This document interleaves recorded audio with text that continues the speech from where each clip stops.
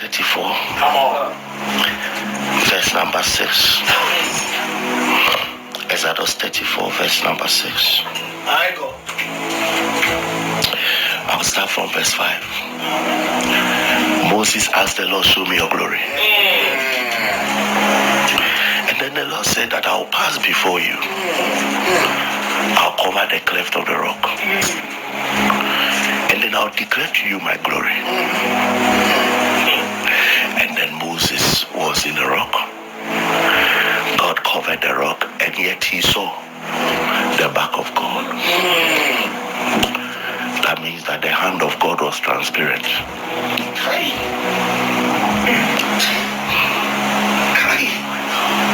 His hand was not opaque.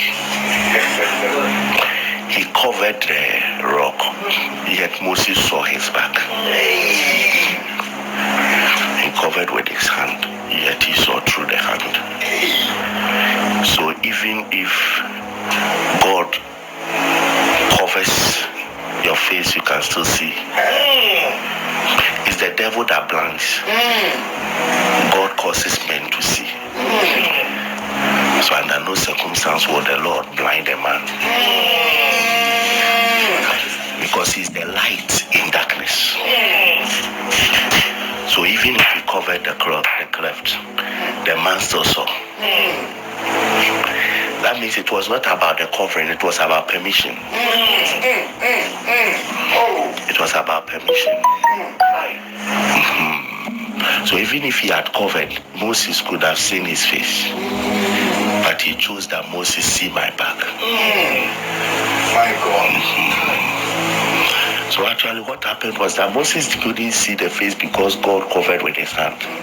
No, he was distracted. So by the time he came to his senses, face has passed, back is there. And he could still see. And he said that when the Lord passed, the Lord started to declare his glory. He said, and the Lord descended in the cloud and stood with him there and proclaimed the name of the Lord. Verse 6. And the Lord passed by before him and proclaimed, the Lord God, merciful and gracious. So the first glory of the Lord is his name.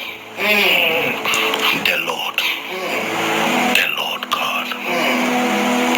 The Lord God. The owner, the master, the controller. The first realm of glory is for a man to have a Lord over him. That's the first point of glory. Listen, I want you to write all the glory of God he declared on the screen for people to pray in the next 2 minutes. One of the greatest honor a man can have is for God to accept you. So he says that in Ephesians chapter 1 verse 6, if I'm right, he says that for the praise of the glory of his grace is this. And he declares that you will be accepted in the beloved. You will be accepted in the beloved. The beloved is not the church. The beloved is his son. That is why he finished and said, in whom you have redemption through his blood. So actually the beloved there is not the church as people think. It is actually his son he was talking about. So for his son to accept you is the glory of the grace. It's the glory of the grace of God. For his son to accept you.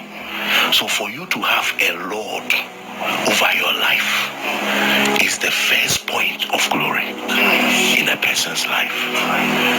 So somebody who is not under the lordship of Jesus Christ is actually one who is devoid of glory.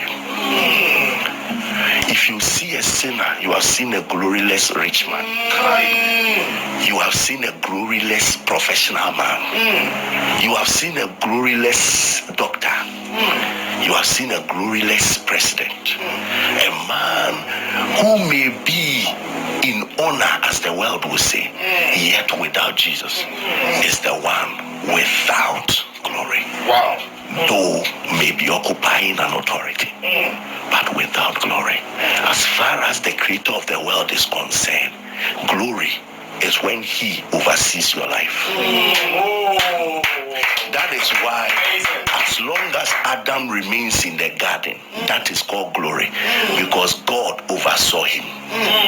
But the moment he departed from glory. He departed from glory because he had to now step into a different government. That is not God. So he said the government will be on his shoulders. Who is he going to govern? His people. The Lord is my shepherd, I shall not want. A man who can boldly say the Lord is my shepherd is the man that have stepped into glory. So show me your Lord and I can tell your glory. If your Lord is a river god, I can tell your glory.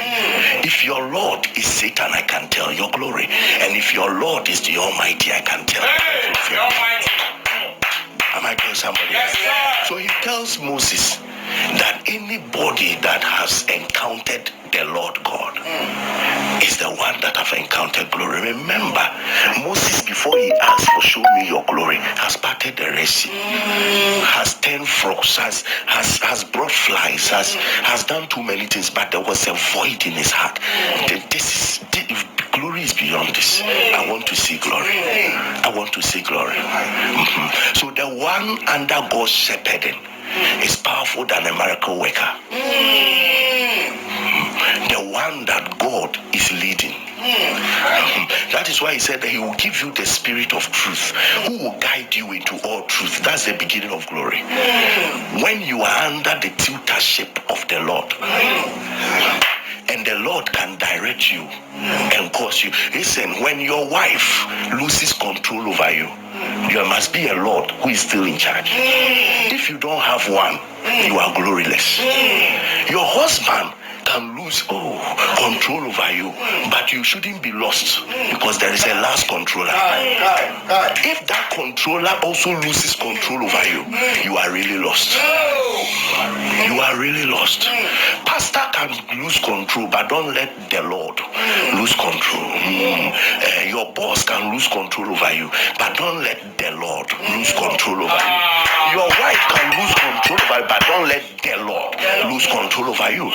Yes. So when Sarah lost control over Hagar, her Lord sent her back to Sarah because the Lord was still in control of Hagar. Am I talking to somebody?